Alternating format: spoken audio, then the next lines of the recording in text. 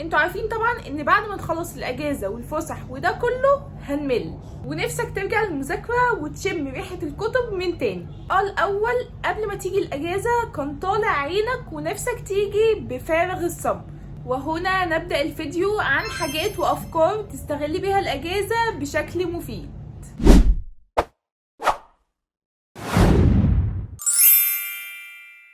السلام عليكم، ازي حضراتكم؟ عاملين ايه؟ يا رب تكونوا بخير. بعد ما تنام وتستريح وتتفسح نبدأ في الجد. اول حاجة انك تروح ايفنت او تدريب صيفي.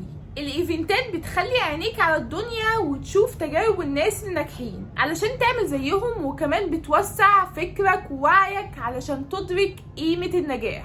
وكمان لما تنزل وتحضر ايفنتات وتشوفها فيس تو فيس بتكون افضل من انك تتفرج على التليفون او الشاشة علشان تركز اسرع، وكمان الكلام هيكون ليه تأثير عليك مضاعف، وكمان هتكون صداقات وهتكون عينيك على الدنيا، وكمان هتعرف تتكلم مع الناس وتشوف الدنيا. فروح ايفنتات. وكمان في ايفنتات بتكون مجانية وفي ايفنتات وتدريبات بتكون باشتراك رمزي، فشوفوا المناسب ليكم واحضروه. الايفنتات والتدريبات بتقوي السي في بتاعك، بتخليك تكتسب مهارات، وكمان بتقوي وعيك وفكرك. الحاجات دي مفيدة جدا وحرفيا لو عملتها هتغير حياتك ومستقبلك. تاني حاجة، هل انت عندك هواية؟ الهواية مصدر السعادة والتسلية بالنسبة لي، ودي لازم اعملها في الاجازة. الهواية من اروع الحاجات اللي هتعملها في الاجازة، وكمان انت مش منتظر من حد حاجة، انت بتعملها علشان نفسك انت، علشان تسليك، وكمان علشان تستفاد، وبتعملها علشان تكون مبسوط بعيدا عن السكرولينج اللي على التليفون. الفيديوهات القصيرة او الريلز بتضغط على بدنك وذهنك وبتخليك تهلك. طيب انا معرفش ايه هواياتي، اعمل ايه؟ لو عملت سيرش على جوجل وكتبت how can I find my hobby هيطلع لك مليون حاجة، شوفهم واختار الهواية اللي انت بتحبها وتناسبك. الهوايات اللي انا عاملها ان شاء الله ونفسي اعملها بجد، نفسي العب سكيت بورد، فلو حد عارف مكان العب فيه سكيت ياريت يقولي في التعليقات. فاهم حاجة انك تعرف هواياتك. تالت حاجة السفر. حرفيا السفر ده حب حياتي الاول، لاني بكتسب فوائد وبنبسط وبيخليني اغير مودي. ومش كده بس، ان السفر ليه 7 فوائد، وبتقابل ناس وبتقابل مجتمع جديد، وكمان بتقابل ثقافة جديدة. فمش لازم تسافر برا بلدك، سافر جوه بلدك. حرفيا الاجانب بتدفع دولارات علشان تيجي هنا في مصر، فسافر جوه بلدك علشان تكتسب ال7 فوائد وتنبسط. رابع حاجة، زور قرايبك. بقالك فترة بتقول هزور قرايبي وجات عليك الامتحانات ومش زرتهم، فجاتلك الاجازة اهي، زور قرايبك. انا عارفة ان الموضوع صعب، بس ليه اجر عظيم، وكمان هتنبسط وهتزور ارحامك.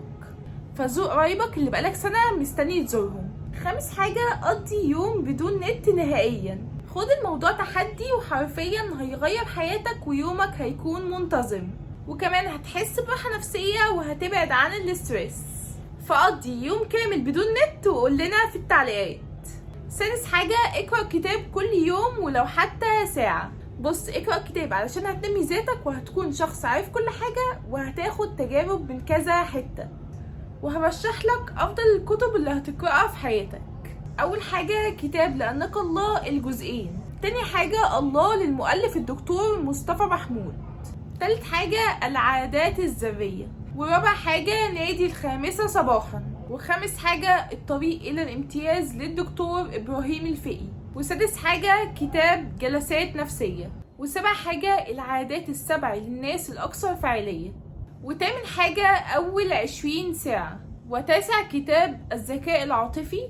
وعاشر كتاب الأب الغني والأب الفقير. سابع حاجة جرب إنك تشتغل بعد الثانوية العامة.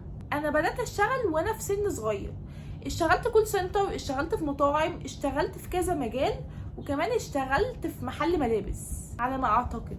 مش بقولك اشتغل في المجالات دي، ولكن اتعلم مهارة تشتغل بيها. الشغل بيخليك تكتسب خبرات لا حصر لها. شغلة الكول سنتر علمتني ازاي اعرف اتكلم مع الناس، وكمان علمتني معلومات كتير قوي. وكمان الفلوس اللي بتاخدها من شغلك ليها طعم تاني عن الفلوس اللي بتاخدها من اهلك. تامن حاجة خد كورسات اونلاين، واهم حاجة انك تخلصهم. مثال بسيط، انا خدت كورس في ساعة ونص، فانا مش هقوم ولا اروح في اي حتة ولا هقوم من مكتب الا لما اخلص الساعة ونص. حرفيا الحاجة اللي كانت بتشتتني وهي اني قبل ما اخلص الكورس اللي انا كنت واخداه كنت بروح لكورس تاني، فالحاجة دي هتشتتك جدا. فخد الكورس اللي انت عاوز تاخده وبعد ما تخلصه ادخل على الكورس التاني.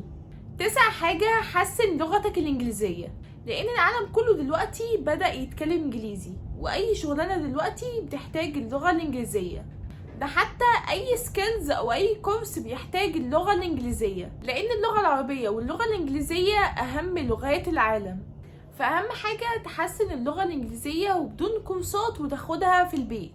10 حاجة انك تلعب رياضة جديدة وبتحبها، مش شرط هي ايه، بس اهم حاجة انت بتحبها، زي السكيت بورد، زي الباسكت بول، زي كرة القدم، زي السباحة، زي ايه تاني، زي كونغ فو، زي الكاراتيه، او تروح الجيم، ودي اهم حاجة تعملها في الاجازة والدراسة. الخلاصة اهم حاجة انك تشغل وقتك بالرياضة وانك تروح الجيم. فاهم حاجة تعمل الكلام اللي انا قلته لك، وكمان تخرج وتتفسح لان دي اجازة، لانك تعبت في الدراسة وعملت مجهود فترتاح في الاجازة. ويا رب اكون فدتكم، والسلام عليكم ورحمة الله وبركاته.